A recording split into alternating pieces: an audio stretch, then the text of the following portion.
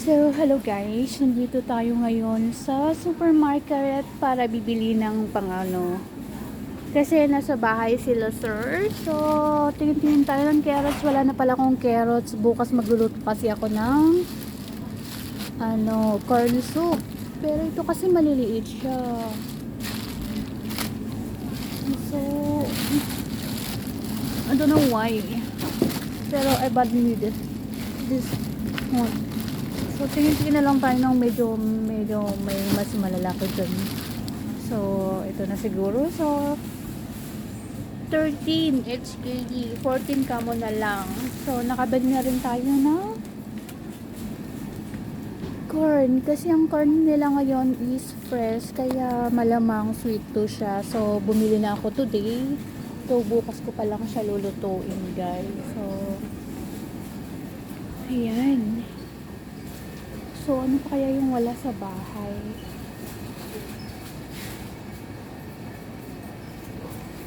So, yung saging nila, pero alam mo kasi guys, pag ganitong winter, malamig kasi yung saging na ang lamig lang kumain ng saging.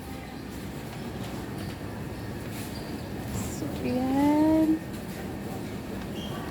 Andito tayo sa may fruit section, mga gulay-gulay, ganun. So, bumili na rin pala ako ng kwan kanina, ng noodles, yung paborito ni sir. Kasi yun lang talaga yung paborito niya. Hindi ako pwedeng magluto ng, kahit pa siguro yun yung araw-arawin ko na lutuhin.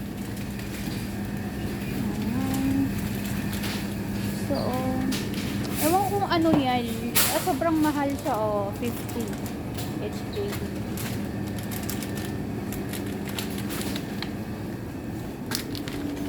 So, bale, nakabili na tayo ng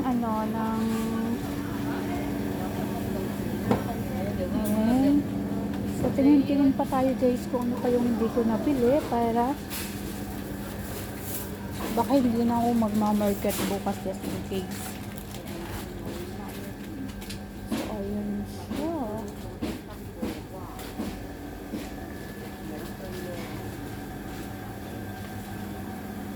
So, this is it.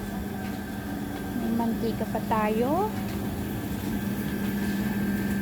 So,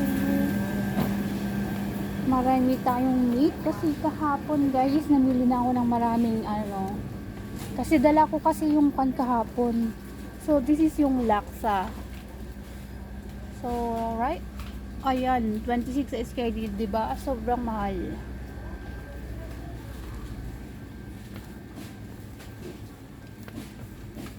Noodles. So, ito yung Indomie. Iwasan yung bumili ng mga Indomie dito sa supermarket. Sobrang mahal. So, pwede kayong bumili sa mga dispensary to 10 HKD lang. So, ito guys, yung binili ko kanina na paborito ni sir na na fried noodles. So, kahapon din guys, bumili na rin pala ako ng bigas. So, yung bigas nila is 109 dito sa pag bibili kayo guys ng mga bigas, mas mura sa Kaibo. May siguro mga 10 SKD ang gap. Look at this. Tingnan nyo guys, ang lalaking white rabbit. Ano to? 15 ang isa, tapos mabibili mo siya ng $1 sa second one. Bongga. Yung white rabbit nilang laki-laki. Ayan.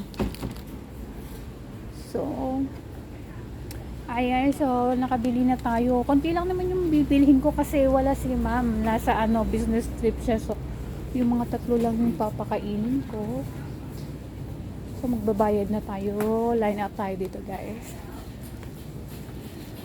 So, wala kasi si amo kong babae. Bali, business trip siya kaya yung mga tatlo lang, ipihikan naman silang kumain ng mga yun. Pag hindi pa ako magsasalita, hindi yun sila kakain.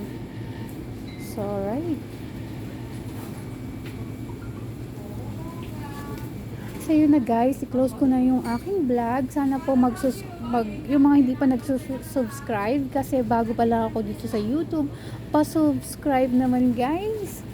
at isusubscribe back ko kayo. So, thank you so much sa panonood.